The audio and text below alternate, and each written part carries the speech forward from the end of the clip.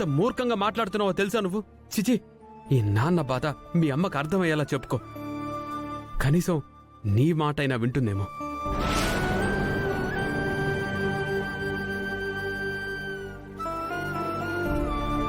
అక్షయ,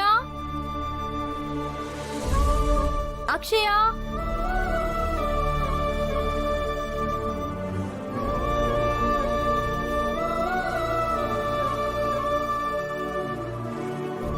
అక్షయ, ఏంటమ్మా? భోజనం చేద్దురా. అస్సలు ఆకలి కలిగదమ్మా. How is your married life bro? Nice bro. Tea, coffee. అటువంటి ఫార్మాలిటీస్ ఏం అవసరం లేదు. ఏంటి సడన్ గా వచ్చారు? ఏం లేదు, ఊరందరికీ తెలిసిన విషయమే. అదేంటంటే అవని అక్షయ్ను శవాల కొట్టు దగ్గరికి తీసుకెళ్ళడానికి ఒప్పుకుంది అని. కానీ ఇంట్లో జరుగుతున్నది ఏంటంటే అత్తయ్య, మామయ్య, శ్రీకర్లు అందుకు ఒప్పుకోవడం లేదు.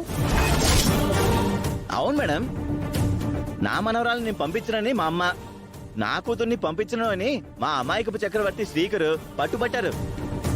చివరికి ఏం జరుగుతుందో అర్థం కావడం లేదు. వేదవతి అత్తయ్యకి మనవరాలి మీద అమాంతంగా ప్రేమ పెరిగిపోయింది. అందువలన ఆవిడ అడ్డుపడుతుంది. ఆవిడ శ్రీకర్లు ఎంతలా అడ్డుపడినా ఊరికిచ్చిన మాట కోసం అవని అయితే స్ట్రాంగ్ గా నిలబెడుతుంది. తప్పకుండా తీసుకొని వెళ్తుందని ఆ నమ్మకం నాకుంది.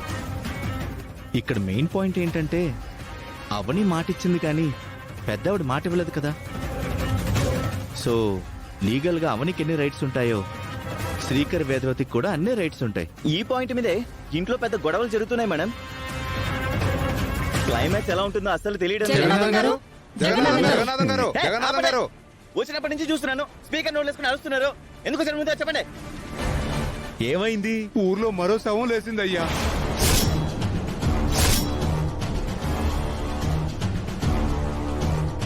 నెత్తురు కక్కుని చనిపోయాడు. ముత్యాలమ్మ కొడుకు వీరబాబు చచ్చిపోయినట్టు చచ్చిపోయాడయ్యా.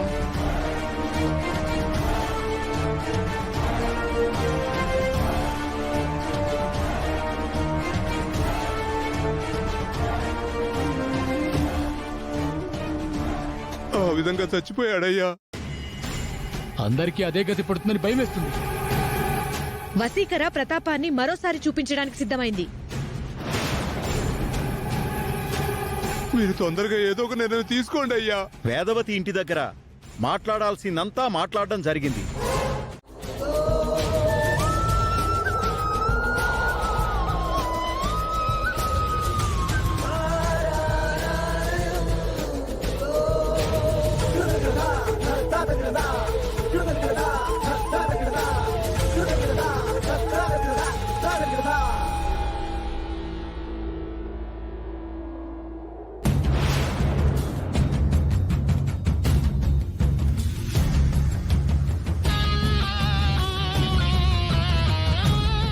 ఇది ఎక్కడి నుంచి ఎగురుకుంటూ వచ్చింది? దీని మీద ఏవో రక్తంతో అక్షరాలు కూడా ఉన్నాయి. ఏం రాసిందో బయటికి చదువు. ఈ పూటకి ఈ శవం, మరో పూటకి మరో శవం.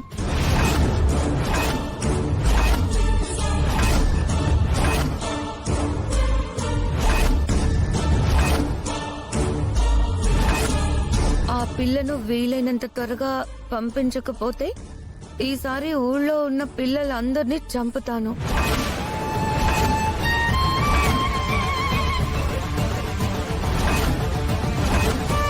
ఇంటికొకరు చొప్పున పూటకొకరు బలైపోతారు.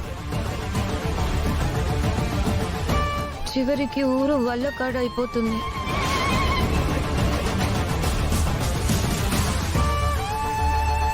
ఆలస్యం అనర్థం, నిర్లక్ష్యం ప్రమాదం.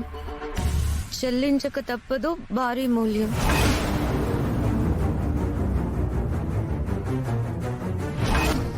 త్వరపడండి, తొందరగా అక్షయను పంపించండి. నా సమయాన్ని వృధా చేయకండి. నా సహనాన్ని పరీక్షించకండి. ఎదురు చూపులతో మీ పాలిట మృత్యువు వశీకర. ఇప్పుడైనా సమాధానం చెప్తారా వేదవతి గారు? ఊరు ఊరే వల్లకాడుగా మారుతుందంట. మీరు నిమ్మకు నీరెత్తినట్టుగా ఇంత కూల్గా ఉంటే ఎలా అత్తయ్య గారు? మీ నిర్ణయం మార్చుకోకండి. మార్చుకోక ఏం చేయమంటారు? నా మనవరాల్ని మీరు గంగలో తోసేయమంటే నేను తోసేయాలా? నిప్పుల్లో తోయమంటే మేం తోసేయాలా? ఇలాంటివి కళ్ళ ముందు జరుగుతూ అలా ఉంటే ఏ ధైర్యంతో నా మనవరాల్ని పంపించగలను? మీవి మాత్రమే ప్రాణాలా? నా మనవరాలివి ప్రాణాలు కాదా? నా మనవరాలి మీదే ఎందుకు ఆధారపడ్డారు మీరు?